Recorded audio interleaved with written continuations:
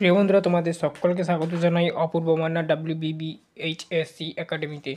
তো আজ আমি তোমাদের সঙ্গে ক্লাস 12-এর বাংলা প্রথম নম্বর যে চ্যাপ্টারটা রয়েছে, ঠিক আছে, তো ক্লাস 12-এর প্রথম নম্বর চ্যাপ্টার যেটা রয়েছে মানিক বন্দ্যোপাধ্যায় রচিত হলুদ পোড়া যে গল্প থেকে প্রথম গল্পটা, তার প্রশ্ন এবং উত্তর, তার ক্লাস নিয়ে এলাম। এটা আমার প্রথম ক্লাস, ঠিক আছে। তো এখানে আমরা 20টি এবং এক্সট্রা বোনাস হিসাবে দুটো, টোটাল 22টি প্রশ্ন আলোচনা করব। 2 নাম্বার মান বিশিষ্ট যে সমস্ত প্রশ্নগুলো তোমরা জানো, তোমাদের এবারে পরীক্ষাটি হবে 2 নাম্বারের ওপর, 3 নাম্বারের ওপর এবং 5 নাম্বারের প্রশ্নের উপর ভিত্তি করে, ঠিক আছে, পূর্ণমান 40। তো দেখতে থাকো ক্লাসটা। আজ আমরা 2 নাম্বারের প্রশ্নের ক্লাস করব।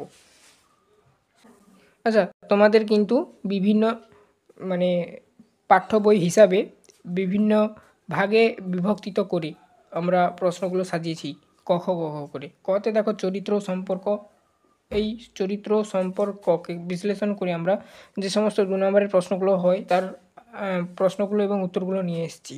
চরিত্র সম্পর্ক সম্পর্কিত প্রশ্ন এর জন্য দেওয়া রয়েছে, এটার নামটা দিয়েছি, এই টপিকটি আমরা তৈরি করেছি এরকমই। একে কেন্দ্র করে যা যা 2 নম্বরের প্রশ্ন হয় দেখো।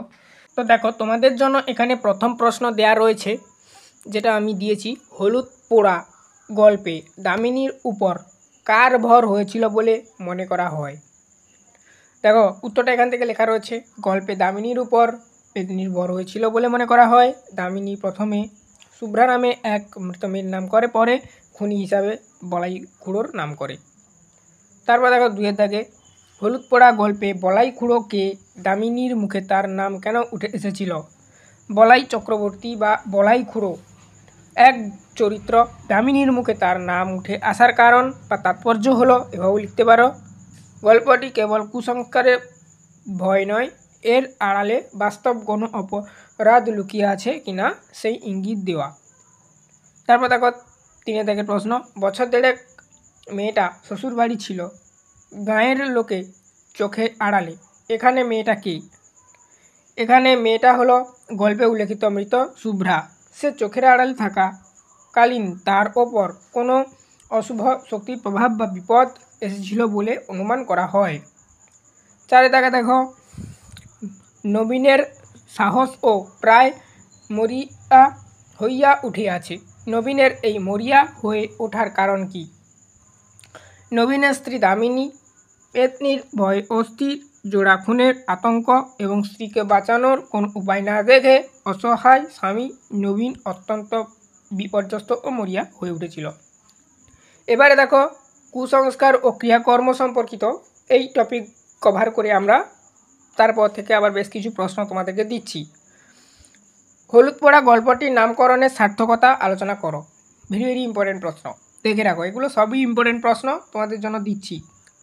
গল্পটির নামকরণ বিষয়বস্তু নির্ভর, পেতনির ভর কাটানোর জন্য ওঝা যে হলুদ পুড়িয়ে তার ধোঁয়া দামিনীর নাকের সামনে, সেই ক্রিয়া গল্পের কেন্দ্রে রয়েছে।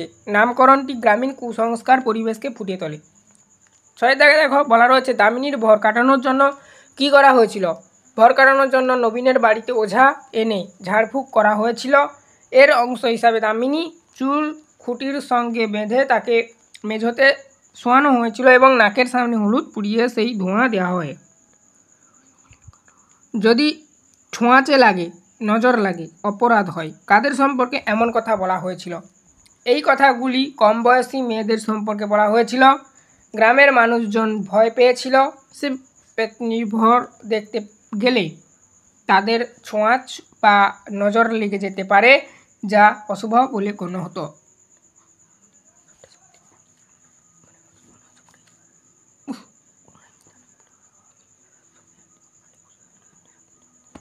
মন্ত্রমুগ্ধের মতন মানুষ দেওয়ার দিকে তাকিয়েছিল কেন। এখানে দেখো উত্তরটা লেখা রয়েছে, পেতনির ভর হওয়া এবং ওঝার ঝাড়ফুঁক গ্রামীণ মানুষের কাছে ছিল এক দুর্লভ, রোমাঞ্চকর এবং চরম কৌতূহলের বিষয়। অশুভ শক্তিকে কিভাবে বশ করা হয় সেই দৃশ্য দেখতেই তারা সমস্ত ভয় উপেক্ষা করে ভিড় জমিয়েছিল। এবারে দেখো, রহস্য ও সামাজিক দিক সম্পর্কিত এই টপিক কভার করে যে যে প্রশ্নগুলো হতে পারে দিয়েছি। হলুদ পোড়া গল্পে কোন কোন খুনের ঘটনার উল্লেখ পাওয়া যায়। গল্পের পরপর দুটো খুনের ঘটনার উল্লেখ পাওয়া যায়। প্রথমটি হলো শুভ্রা নামে এক মেয়ের খুন এবং দ্বিতীয়টি হলো গল্পের প্রধান চরিত্র দামিনীর খুন। দামিনী নিজেই পেতনির ভরে বলে যে বলাই তাকে খুন করেছে।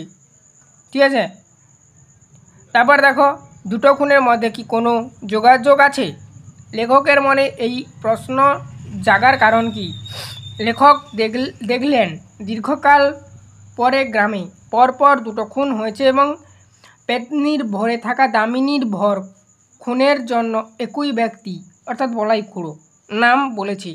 সেই সংযোগের সূত্র ধরেই লেখক যোগাযোগ থাকার প্রশ্ন তোলেন। তারপর প্রশ্ন দেখো, হলুদ পড়া গল্পে পেতনির আসলে কিসের প্রতীক?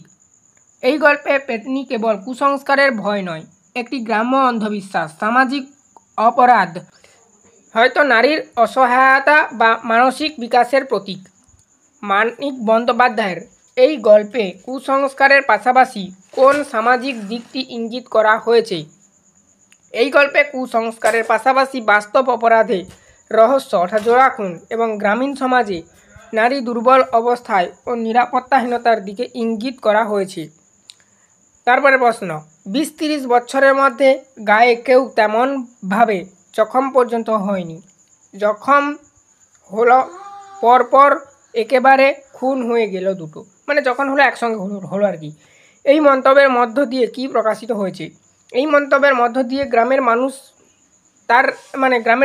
তাদের মনে আর কি একটা ঘটা তীব্র ভীতি ও আতঙ্ক প্রকাশিত হয়েছে। অপ্রত্যাশিত জোড়া খুন তাদের নিরাপত্তা বোধকে নাড়িয়ে দিয়েছিল। এরপরে দেখো উক্তি ও তাৎপর্য সম্পর্কিত বিষয়গুলো থেকে যে প্রশ্ন হতে পারে আমরা নিয়ে এসেছি। ওহে কুঞ্জ শুনছ, কে শুভ্রাকে খুন করেছিল শুধিয়ে নাও চট করে। উক্তিটি কে কাকে করেছিল? উক্তিটি ওঝা, যিনি ঝাড়ফুঁক করেছিলেন, কুঞ্জকে করেছিল। উল্লেখিত উক্তিটির মধ্য দিয়ে লেখকের কোন মনোভাব প্রকাশ পায়? এই উক্তির মধ্য দিয়ে বা মাধ্যমে লেখক একদিকে গ্রামীণ কুসংস্কারের প্রতি বিশ্বাস দেখিয়েছিলেন, অন্যদিকে এর আড়ালে লুকিয়ে থাকা বাস্তব অপরাধ বা রহস্যের ইঙ্গিত দিয়েছিলেন।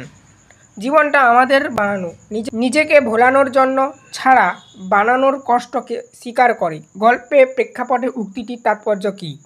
তাৎপর্য হলো গ্রামের মানুষ খুনের বাস্তব সত্য অনুসন্ধান না করে পেতনি ও কুসংস্কারের আশ্রয় নেয়। হলুদ পোড়া তাদের জন্য এক ধরনের স্বনির্মিত সান্ত্বনা, যার মাধ্যমে তারা কঠিন সত্য থেকে নিজেদেরকে সরিয়ে রাখে। দামিনীর জবানবন্দি সম্পর্কে ওঝার প্রতিক্রিয়া কেমন ছিল? দামিনী যখন শুভ্রা এবং তাকে খুন করার জন্য বলাই খুড়োর নাম করে, তখন ওঝা এটিকে পেতনির কথা বলে মনে করে খুব গুরুত্ব দেয় এবং এই তথ্যটিকে খুনের রহস্য উদ্ঘাটনের একটি উপায় বলে মনে করেন। ওঝা কেন হলুদ পুড়িয়ে সেই ধোঁয়া দামিনীর নাকে সামনে দিয়েছিল? ওঝা মনে করেছিল হলুদ পুড়িয়ে ধোঁয়া দিলে তার উগ্র গন্ধে প্রেত আত্মা অর্থাৎ পেতনি অস্থির হবে এবং তখন তার মুখ দিয়ে সত্য কথা বেরিয়ে আসবে এবং এটি ভূত তাড়ানোর একটি কুসংস্কারমূলক পদ্ধতি। মন্ত্রমুগ্ধ মতো এতগুলি মেয়ে পুরুষ ভিড়ের এই মানসিকতার মধ্যে কোন দুর্বলতা প্রতিফলিত হয়েছে? ভিড়ের এই মানসিকতার মধ্যে গ্রামীণ সমাজের অজ্ঞতা এবং মানবিক সংবেদনশীলতার অভাব প্রতিফলিত হয়েছে। একজন নারীর অসহায়তা তাদের কাছে নিছক কৌতূহলের বিষয়। শুভ্রা শ্বশুরবাড়ি যাওয়ার ঘটনাটি কীভাবে গল্পে রহস্যকে প্রভাবিত করে? শ্বশুরবাড়িতে যাওয়ার ঘটনাটি গল্পের রহস্যকে গভীর করেছে, কারণ তার শ্বশুরবাড়ির সময়কালের জীবন ছিল লোকের চোখের আড়ালে। ফলে খুনের কারণটি গ্রামের বাইরে থেকে আসা অজানা রহস্যে পরিণত হয়েছে। দামিনীর উপর ভর হওয়ার পর তার শারীরিক অবস্থা কেমন ছিল? ভর হওয়ার পর দামিনী কাঁপত, চিৎকার করত, কখন তার স্বর পুরুষশালী হয়ে উঠত। ঝাড়ফুঁকের সময় তাকে খুঁটির সঙ্গে বেঁধে রাখা হয়েছিল। দামিনীর মুখে বলাই খুড়োর নাম উঠে আসার ফলে গ্রামে কী পরিস্থিতির সৃষ্টি হয়েছিল? এর ফলে গ্রামের বলাই খুড়োর প্রতি সন্দেহ ও ভীতির সৃষ্টি হয়েছিল। কুসংস্কারের পাশাপাশি এক বাস্তব অপরাধের জট খোলার ইঙ্গিত পাওয়া গ্রামের মানুষের কৌতূহল ও মনোযোগ আরও বেড়ে গিয়েছিল। এই ছিল তোমাদের গুরুত্বপূর্ণ 20টি প্রশ্ন। এক্সট্রা আমরা 2টো প্রশ্ন দিয়েছি, লাস্টে 2টো প্রশ্ন। এরপর আমরা 2য় নম্বর ক্লাস নিয়ে আসবো, আবার সেখানে এইরকমই 20টি গুরুত্বপূর্ণ 2 নম্বরের প্রশ্ন আলোচনা করে দেবো। চ্যানেলে নতুন থাকলে সাবস্ক্রাইব করো, এটা আমাদের নতুন চ্যানেল, তোমাদের সাপোর্ট ভালোবাসা চাই। অবশ্যই আমাদের এই চ্যানেলের সঙ্গে জুড়ে যাও। তোমাদের একাদশ শ্রেণী এবং দ্বাদশ শ্রেণী সমস্ত বিষয়ের ক্লাস এই চ্যানেলে আপলোড করা হয়। এছাড়া আমাদের মেন চ্যানেল রয়েছে, ওখানে পঞ্চম শ্রেণী থেকে দশম শ্রেণী পর্যন্ত ক্লাস আপলোড করা হয় অপূর্ব মানা হোম টিউটর নামে। যারা জানো না বলে দিলাম, এই চ্যানেলটা নতুন ক্রিয়েট করা। এখানে একাদশ শ্রেণী ও দ্বাদশ শ্রেণীর উপর ক্লাস হবে, আমরা ভাগ করে দিয়েছি। ঠিক আছে, আজ এই অবধি, সবাই ভালো থাকো, দেখা হবে নেক্সট ভিডিওতে। কোনো যদি অসুবিধা থাকে অবশ্যই কমেন্টে জানিও, আমি এবং আমার টিম মেম্বার তোমাদেরকে রিপ্লাই দিয়ে অ্যান্সার দেবে তোমাদের প্রশ্নের।